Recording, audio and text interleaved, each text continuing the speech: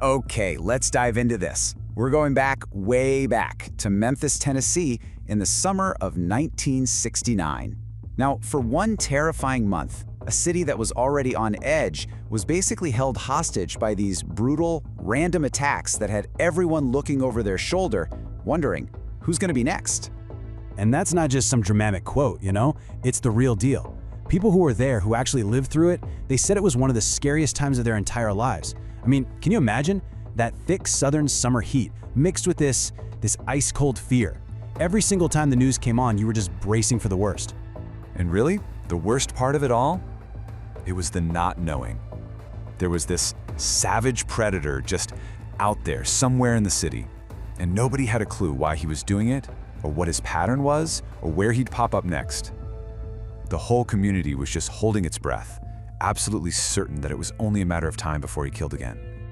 So, this wasn't some ghost or phantom terrorizing the city. No, this was a man, a real person. Which brings up the big question, right? Who was this guy?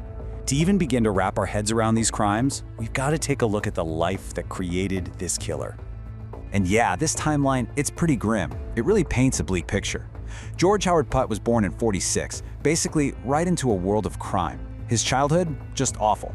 We're talking abuse, abandonment. He ends up in an orphanage after his parents get locked up. And his teenage years weren't about typical rebellion. It was a straight-up apprenticeship in violence, robberies, kidnappings, you name it. And then, here's the kicker, the thing that sets this whole nightmare in motion. May of 1969, he escapes a work camp. Now he's a fugitive, and guess where he's headed? Memphis. So, the moment he arrives in Memphis, it's like a time bomb just started ticking. What followed was this brutal, relentless, month-long rampage that the city would forever remember as the Summer of Fear. It all kicks off on August 14th. A couple, Ray and Bernalyn Dumas, are attacked and murdered right in the safety of their own apartment. And just to make it even more heartbreaking, it was their own son who found them. And then, not even 2 weeks later, 11 days to be exact, he strikes again. This time, the victim is an 80-year-old woman, Layla Jackson. This just goes to show you, there was no rhyme or reason to his attacks. He was completely and totally merciless. Okay, and this is where things get really strange. With these first murders, a bizarre and ritualistic signature starts to emerge.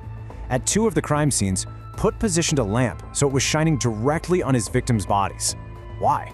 I mean, was it for shock value? Some kind of sick, private ritual? To this day, we still have no idea.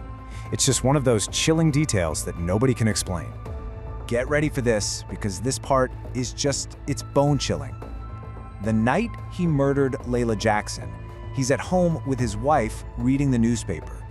He actually points to the story about the murder, his murder, and says something like, "Remember that old lady? Somebody killed her just like that Dumas couple. There must be some kind of really bad nut loose in this town." Can you even fathom that? Casually discussing his own crime as if he's just another concerned citizen. It's a horrifying peek into the mind of someone completely detached from his own brutality.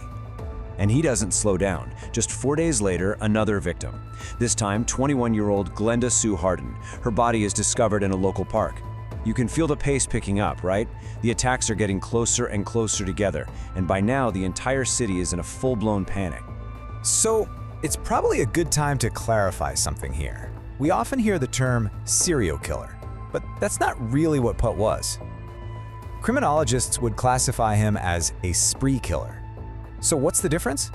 Well, a serial killer usually has these cooling-off periods between their crimes. Putt didn't have that. This wasn't a series of planned events. It was one single, continuous explosion of violence that just tore through the city. But here's the thing about a reign of terror. Eventually, it has to end. And for Putt, the end was coming. The whole thing, the manhunt, his violent spree, was all about to hit a very sudden, very dramatic climax. It's September 11th. Putt breaks into another apartment and attacks his final victim, a woman named Christine Pickens. It looks like it's going to be the same horrifying story all over again. But this time, something was different. So here's how it all went down. In the middle of the attack, Christine Pickens lets out a scream, and that one scream changes everything. Her neighbors, 2 guys named Henry Curry and Wayne Armstrong, they hear it, and they don't just hide or call the police. No way. They run outside and start chasing Putt down the street, even shooting at him from their car as the police close in. It's just incredible. Finally, officers Glenn Noblin and Phil Scruggs make the arrest. And just like that, the nightmare was over. Not because of a lucky break, but because two ordinary citizens refused to just be bystanders. With Putt in custody, you can just imagine the entire city of Memphis breathing this huge, collective sigh of relief. But the story doesn't end with the arrest. Now came the questions of justice, and what happens to a city after the terror finally fades. 497 years. That was the sentence handed down to George Howard Putt. Now, a number that large isn't just symbolic. It's a promise. It's a guarantee that this killer will never, ever see freedom again. And it's a way of formally acknowledging justice for every single one of his victims. And that sentence held. Putt remained behind bars for the rest of his life. He ultimately died in prison back in 2015. The man who caused the Summer of Fear never walked free again. But what about the physical places where these tragedies happened? Well, decades later, a search for the locations where these events unfolded tells a whole different kind of story. One about how a city heals and, well, sometimes how it forgets. The search for these locations today reveals this really strange and unsettling irony. The house where the killer himself lived, it's still standing.